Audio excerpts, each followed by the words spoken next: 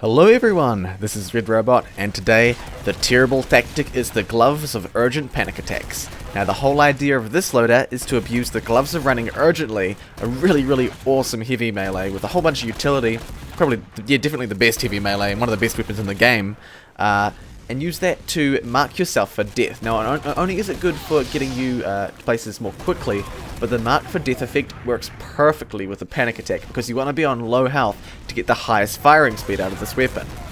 Now, in this footage it might seem like I've never actually got the GRU out, and there's a very good reason for there being such a little footage of it.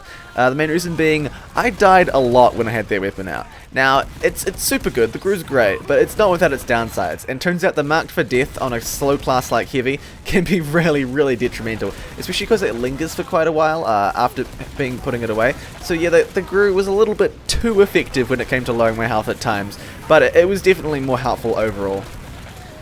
Weapons like the grenade launcher and the direct hit, when you're marked for death, just chew through your health, and you've got no time to even reload and unload your panic attack before you're just dead. Just become complete toast to those weapons. Overall though, these games went really well. Even though my team, I think, lost nearly every game, I was easily top scoring and getting a pretty decent KD, which I think is a decent achievement, even in pubs with a weapon like the panic attack. It's a weapon that I've had tons of trouble doing anything with in the past, and this is one of the first times I actually got any work done. Sadly, the reason for that, and one of the most confusing things about the panic attack, is I reckon it's actually better when you're on high health. On a class like Heavy, I was getting overhealed a bit, and I was thinking, oh, this is annoying, I'm not going to be able to use the stats of the panic attack in the way I wanted to.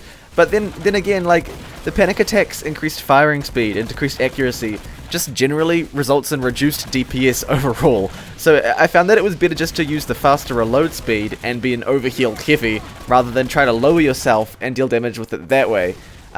It was actually really helpful. There were some situations where I was low health and then I got Ubered, and that's when the panic attack really shines. When your health is down like 50, 100, you're Ubered, you can't take any more damage. That means you've got that permanent damage, firing speed rather, on your panic attack all the time, and because you've just been injured recently, or hopefully, you won't heal that fast, so you better make use of the bonus firing speed for a while. And if you're up close with enemies and classes with big hitboxes like Demo Man or Heavies, man, you can deal a ton of damage. Of course, nowhere near as good as one of the miniguns.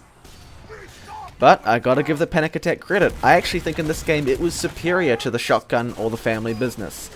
So congratulations on being better than two of the worst weapons in the game to use in Heavy's loadouts.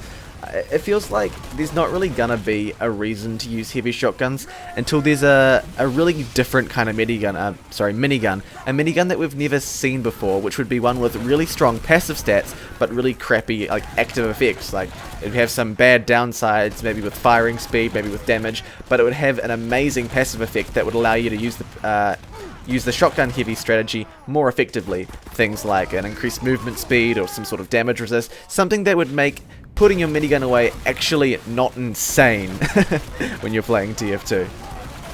I felt like I got a little bit better at controlling the dynamic fire rate over time.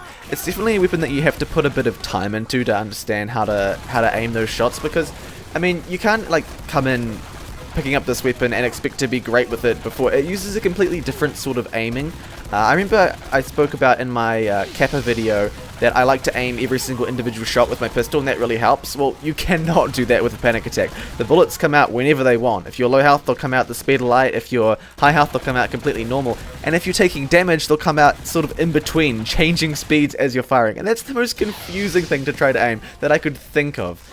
I was thinking, could there be another way that they could do this? I mean, the Beggar's Bazooka kind of feel is sort of like the soul of the panic attack, so I'm not sure if Valve will want to change it, but if you could just have an increased firing speed rather than a forced unload, that might cause troubles, because I mean you're not allowed to have the panic attack reloaded when you pull it out, so I don't know, maybe like something like automatically unloads all of the ammo as you put it away. That might be too confusing. I'm not sure. I would just love to be able to fire each individual panic attack shot manually, and if it was just a faster firing speed, it could be like sort of the short stop, you know how you fire a whole bunch of pellets into enemies one after the other? Something like that. That would be awesome. I reckon I'd use the panic attack a whole bunch more, and even on other classes too, like Soldier. And looks like we're going to have to wrap this up. all up, this tactic went really well. The Gru, of course, is amazing, and actually using the Marked for Death, the negative effect of the Gru, as a positive with the panic attack was really fun, and I love kind of twisting around weapon stats to suit your ends that way. And that's all I've got for you right now. I'll catch you guys next time.